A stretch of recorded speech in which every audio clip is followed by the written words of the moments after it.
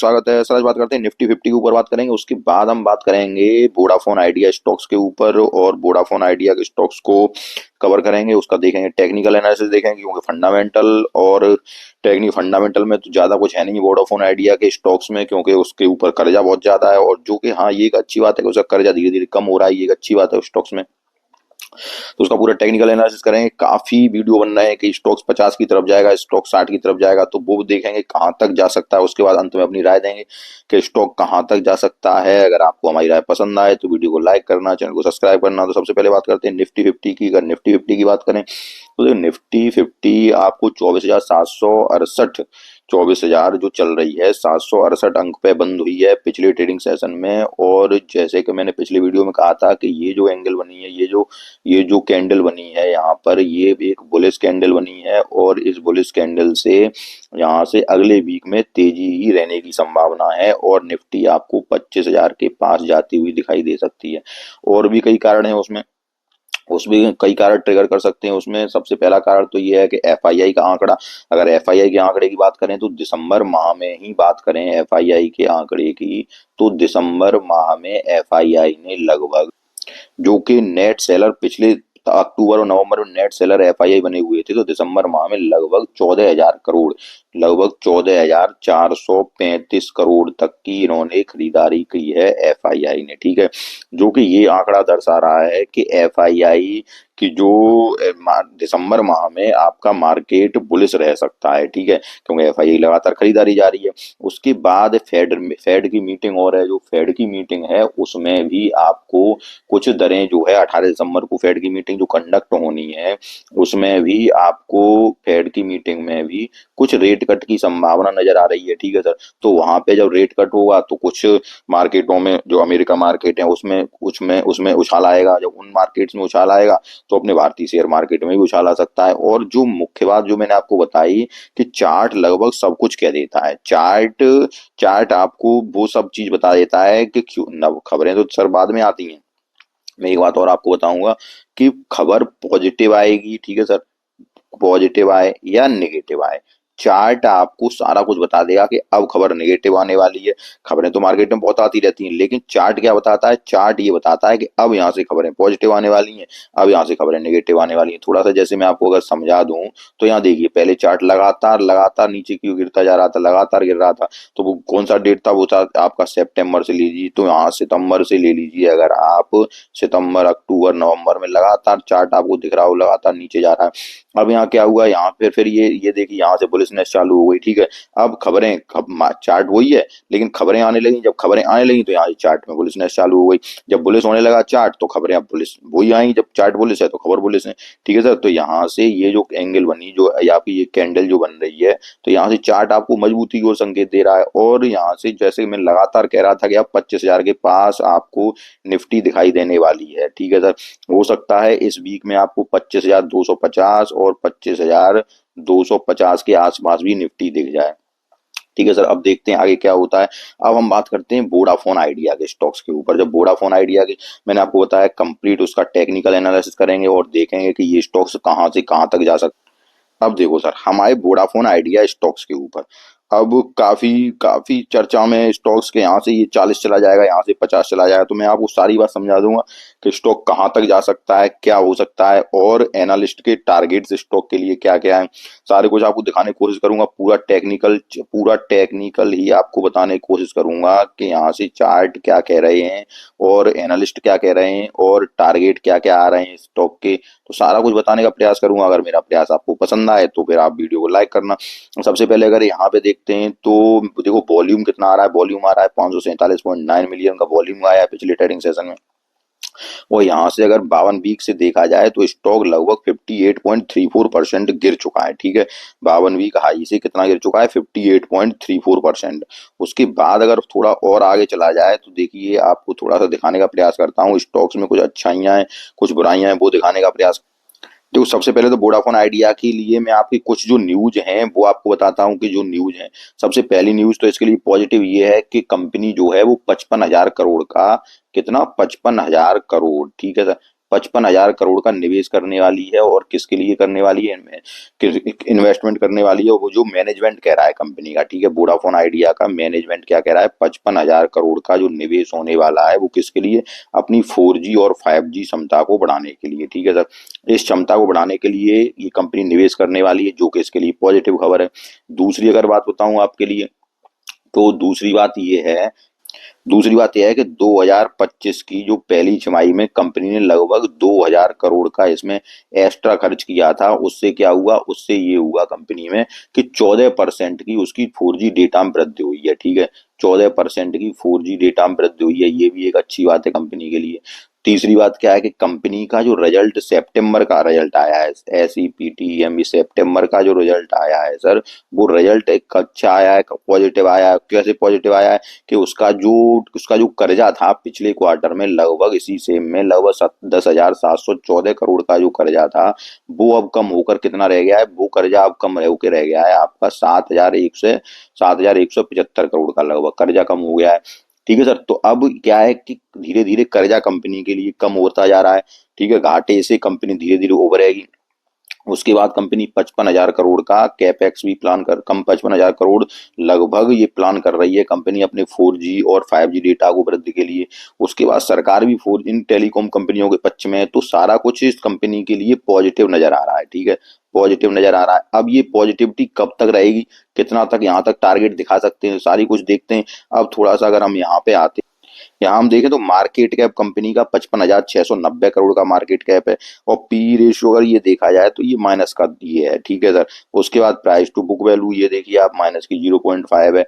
P growth कितनी है, minus की 0.2 है। तो ये तो सब ओवरऑल निगेटिव ही है, कंपनी के पक्ष में कुछ ज्यादा बताता नहीं है। अगर टेक्निकल अगर देखते हैं तो RSI देखिए 47.8 की है, मनी फ्लो इंडेक्स 59.8 का है, बीटा 1 मंथ का है 0.2 का है। और मूविंग एवरेज अगर ये देखा जाए तो ये भी आपका देखिए, थोड़ा सा दिखाता हूँ कि 20 डे मूविंग एवरेज के स्टॉक ऊपर चल रहा है, ठीक है। 50 डे मूविंग एवरेज से नीचे चल रहा है। 50 डे मूविंग एवरेज कितना है इसका, 8.2 का है। और 200 डे मूविंग एवरेज कंपनी का जो है वो 13 रुपए का है। तो अभी 200 DMA के भी आपके मूविंग एवरेज के भी नीचे है स्टॉक, 50 मूविंग एवरेज के भी नीचे है। और आपका ये देखिए थोड़ा सा अगर और दिखाऊं तो 20 डे मूविंग एवरेज के ऊपर आ गया है स्टॉक, ठीक है सर। ये तो रही इसकी बात। उसके बाद थोड़ा अगर यहाँ, ये तो इन्होंने शेयर होल्डिंग पैटर्न बताया है कि प्रमोटर के पास 37.32% का माल है। उसके बाद FII के पास 12.69% का माल है। और पब्लिक के पास 21.94% का माल है। अब हम यहाँ पे अगर इसका डेली डिलीवरी वॉल्यूम देखें तो वन डे का जो डे का डिलीवरी वॉल्यूम है वो आपका 101.8 मिलियन का है। और वीकली जो वॉल्यूम है वो 104.8 मिलियन का है, ठीक है। और 1 मंथ का 188.2 मिलियन का है। और 6 मंथ का 250.4 मिलियन का है। इसका इसका जो ये वॉल्यूम आ रहा है, डिलीवरी वॉल्यूम आ रहा है, ठीक है sir, delivery volume. Average delivery volume जो आ रहा है वो 27.49% का आ रहा है, जो कि एक पॉजिटिव साइन दिखा रहा है। अब 3 मंथ के अगर बीटा की बात करूं तो बीटा देखिए 3 मंथ में जो बीटा दिखा रहा है आपका वो 1.31 का दिखा रहा है, जो कि ये दर्शा रहा है कि इसकी जो प्राइस है वो अधिक वॉलेटाइल है मार्केट की अपेक्षा, ठीक है। एक साल में भी देखिए आप, एक साल में 2.14 का बीटा दिखा रहा है, जो कि ये बता रहा है कि एक साल में इसकी प्राइस कितनी अप्स एंड डाउन हुई है। उसके बाद थोड़ा अगर यहाँ देखें तो ये देखिए आपका इसका जो पाइवोट लेवल जो दिखा रहा है वो इससे ऊपर चल रहा है, 7.9 रुपए का जो चल रहा है। अब यहाँ से देखें तो इसका क्या कहते हैं, ये सपोर्ट जो है 7.76, इन सपोर्ट लेवल के स्टॉक चल रहा है ऊपर, ठीक है सर। रेजिस्टेंस कौन से हैं, रेजिस्टेंस ये हैं जो कि हम चार्ट पे अभी बात करते हैं। पहला रेजिस्टेंस 8.8 रुपया 15 पैसे का है। दूसरा रेजिस्टेंस 8 रुपया 30 पैसे का है। फिर 8 रुपया 54 पैसे का, ये रेजिस्टेंस है। तो इनको अभी बात करते हैं। लेकिन ये जो है वोडाफोन इंडिया लिमिटेड 7.99 ट्रेडिंग है, वह पाइवोट लेवल 7.99 7.91 से, ठीक है, इससे ऊपर चल रहा है स्टॉक, ये इसके लिए पॉजिटिव बात है। अब इसके लिए शेष चलेंगे, हम इसके चार्ट की तरफ चलेंगे। और चार्ट पे जाने से पहले मैं कुछ आपको एनालिस्ट से जो इसके टारगेट्स हैं वो दिखाने की कोशिश करता हूं कि टारगेट्स इसके क्या क्या निकाल गए हैं एनालिस्ट ने, ठीक है। सारे कुछ एनालिस्ट के टारगेट हैं, इसमें मेरा कुछ नहीं है, मैं अपनी राय इसमें बाद में दूंगा, वो भी आपको समझा दूंगा अगर आप मेरी राय आपको पसंद ना आए तो। लेकिन एनालिस्ट के जो टारगेट है उनको अगर आपको दिखाऊं तो देखिए अभी कितनी प्राइस चल रही है, 7.99 चल रही है। और यहाँ से 37% अपसाइड की संभावना है। और वो लगभग प्राइस यहाँ से निकल के आती है 11 रुपए का टारगेट, ठीक है।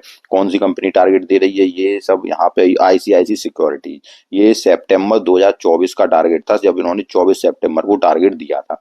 उसके बाद आगे चल, एक और एनालिस्ट हैं जिन्होंने इसको टारगेट 70 रुपए का टारगेट दिया, जो कि यहाँ से 112% अप है, 112% अप है। और ये टारगेट कितना दिया, ये टारगेट दिया 70 रुपए का टारगेट, ठीक है। अब जो एनालिस्ट के टारगेट हैं, क्या ये टारगेट पे खरा उतरेगी? हम चलते हैं चार्ट की तरफ, चार्ट क्या कहता है कंपनी का, और चार्ट पे चल के सारा कुछ बताने का प्रयास करेंगे, देखने का प्रयास करेंगे कि सारा कुछ। देखिए, एक तो आरएसआई वगैरह या टेक्निकल वगैरह इतने अभी इसके जोरदार नहीं है जितना कि ये मतलब टारगेट कितना मिल सकता है, ये अब देखते हैं। क्योंकि अभी 20 डे मूविंग एवरेज के स्टॉक्स तो ऊपर चल रहा है, लेकिन यहाँ से 50 डे मूविंग एवरेज और 200 डे मूविंग एवरेज उसके स्टॉक नीचे चल रहा है, ठीक है सर। अब अगर देखते हैं चार्ट पे चलते हैं, चार्ट क्या कहता है कंपनी का, क्योंकि चार्ट लगभग सारा कुछ बताता है, चार्ट बोलता है और सारा कुछ बताता है कि चार्ट क्या कर रहा है। तो हम देखते हैं चार्ट क्या होता है, इसमें चार्ट पे क्या चल रहा है और कहाँ तक जा सकता है स्टॉक।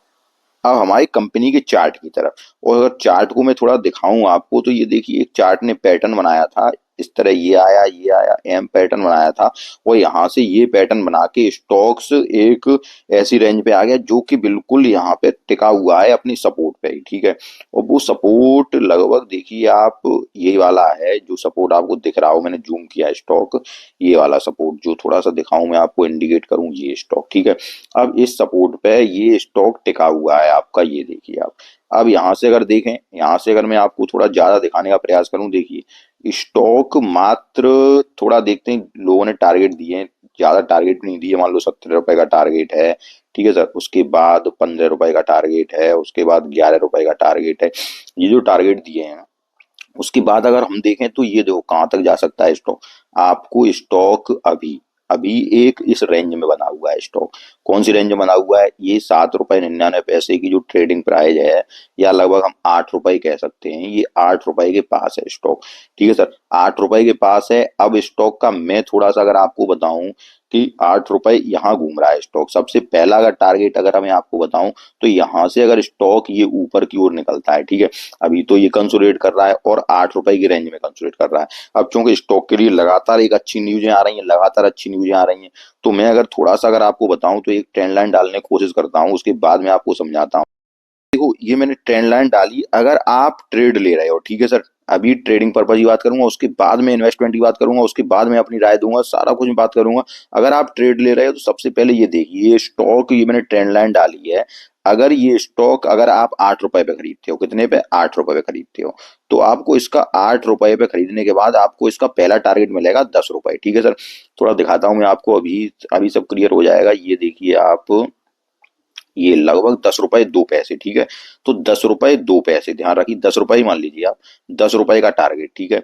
यहां से आप 10 रुपए के टारगेट के लिए जा सकते हो, पहला टारगेट। अब आप सुनिए, जब ये स्टॉक 10 रुपए के ऊपर सस्टेन हो जाएगा, ठीक है, तो थोड़ा इसमें बुलिशनेस आएगी स्टॉक में, और ये स्टॉक फिर आपका कितने रुपए के ऊपर? 10 रुपए के ऊपर। ध्यान रखिए आप, इसको नोट करिए, 10 रुपए के ऊपर स्टॉक में थोड़ी बुलिशनेस आएगी, और वहां के बाद फिर ये स्टॉक आपको अगले टारगेट की तरफ ले जाएगा, जो कि आपका होगा, ये देखिए यहाँ से ये वाला 11 रुपए 84 पैसे। उसके बाद ये वाला फिर जाएगा, ये लगभग 13 रुपए तक आपको ले जाएगा, यहाँ तक 13 रुपए 39 पैसे, ठीक है। उसके बाद आपको ये 15 रुपए तक भी ले जा सकता है, लेकिन कब तक? जब तक 10 रुपए के ऊपर रहेगा स्टॉक, तब तक, ठीक है सर। ध्यान रखना आप, 10 रुपए के ऊपर रहेगा तब तक। तो ये तो मैंने एक ट्रेडिंग पर्पज में बात की आपको, ठीक है। अभी मैं आपसे कह दूं कि ये 50 रुपए टारगेट दिखा देगा, 100 रुपए टारगेट दिखा देगा, मुझे नहीं लगता है, ठीक है। कहाँ तक? ये 15 रुपए या 16 रुपए यहाँ तक ही टारगेट दिखा सकता है, 17 रुपए 63 पैसे तक, ध्यान रखना आप। क्योंकि जब स्टॉक ऊपर से नीचे गिरता है और फिर उसके बाद एक छोटा स्टॉक ये होता है, मैं छोटे स्टॉक की बात नहीं कर रहा हूँ, स्टॉक तो बड़ा है सर, कंपनी बहुत बड़ी है, लेकिन प्राइस छोटा होता है। प्राइस छोटे होने के कारण क्या होता है कि देखो 8 रुपए का स्टॉक है, 7 रुपए का स्टॉक है, तो क्या होता है कि स्टॉक को लेने वाले बहुत होते हैं। थोड़ा मैं आपको हमें एक समझाऊं बात, आप सोचते होंगे कि छोटे स्टॉक की मैं मना करता हूं, क्यों मना करता हूं, उसका कारण मैं समझाऊं कि छोटे स्टॉक में क्या होता है कि बहुत से लोग, आप अपने आसपास ही लोग गिनना, कि किसी के पास वोडाफोन के 500 शेयर डले होंगे, किसी के पास वोडाफोन के 50 2000 शेयर डले होंगे, किसी के पास 5000 शेयर डले, तो क्या होता है कि इन स्टॉक्स की जब लिक्विडिटी ज्यादा होती है तो ये स्टॉक क्या होते हैं कि इनमें सेलिंग प्रेशर बहुत ज्यादा हावी रहता है। तो आपका जब जैसे 70 रुपए पे जाएगा वहां सेलिंग प्रेशर आ जाती है, यहाँ रेजिस्टेंस बने हुए हैं इतने सर। ठीक है। उसके बाद इस वजह से इन स्टॉक्स में गिरावट होती रहती है।